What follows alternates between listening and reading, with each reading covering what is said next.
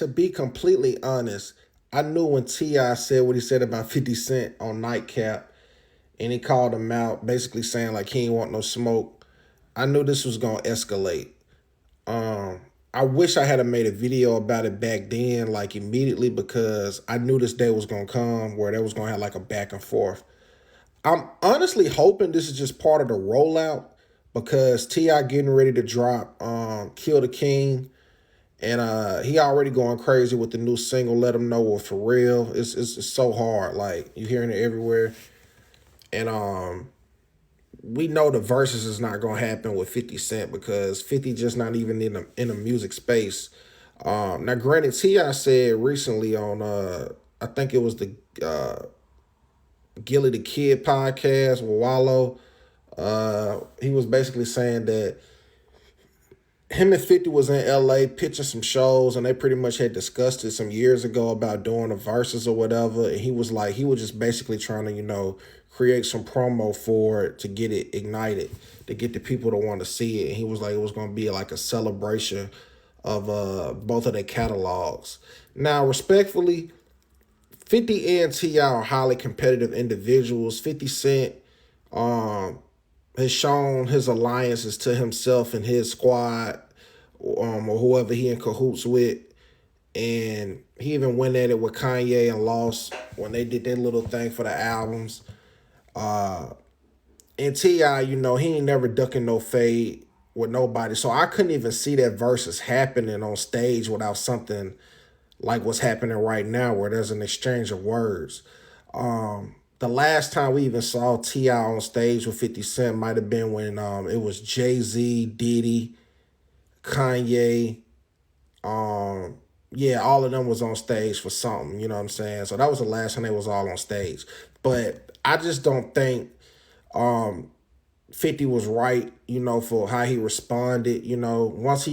When he showed the clip of T.I. in a court when Falunt died, I thought that was tasteless. And then you go at the man's wife.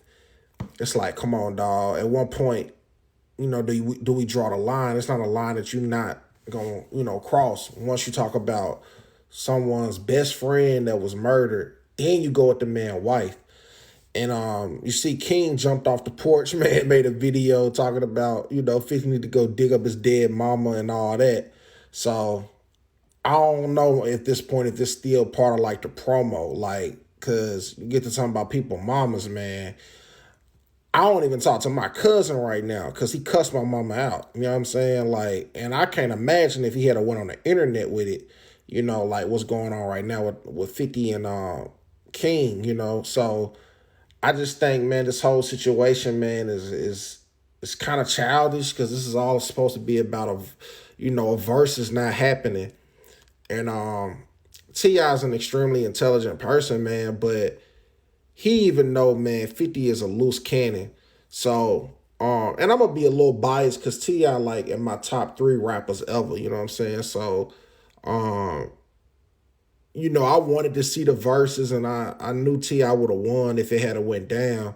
But at the same time, T.I. know, man, 50 don't care nothing about no music, man. And it's like anytime you call him out publicly, he going to be petty. So a part of this makes me wonder, like, did T.I. just do this as a part of a rollout for Kill the King? Because I ain't saying, he was cold in these streets. I never disrespect him like that. But I mean, I listen to everything T.I. put out, but I don't think mainstream America has been putting the scope on T.I. like it was when he put out like the King album and he, and things like that. I don't think he got that same kind of momentum. And then he was promoting the stand-up comedy thing and people was clowning him on the internet. And then he cut his hair and he rolled out with Let Him Know.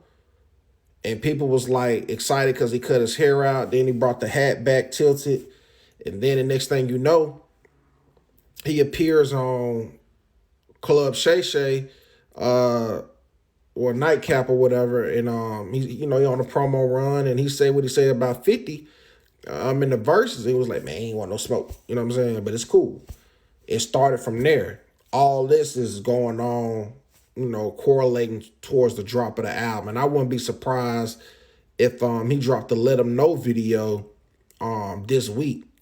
And he dropped last night a record called War, which was like a minute. It wasn't even a full like 2 minutes. It was like a minute.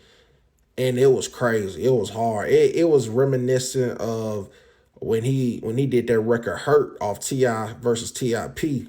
And it sounded like DJ Toomp produced it. And anytime Toomp on the record and T.I., is on it, it's gonna be crazy. So, I don't even know if that song was just recorded. It might have already been recorded and he just used it, because it fit what's going on right now. But I mean, T.I. ain't lost a step, you know what I'm saying, when it come to rhyming.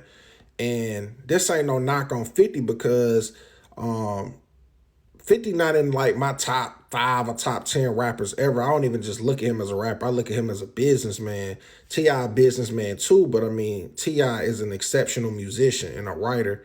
But I just don't believe 50 could just hang with T.I. on some just rapping, like technical rap skills going bar for bar or just in a battle. I don't see it happening. I feel like 50 could write a song or two, but just no hook rhyming or something like that. Nah. It's gonna be a long fight, man. And T.I. delivery, man, is just, the pocket he was in on that song War that he dropped, just let you know, man, like he can take it anywhere lyrically.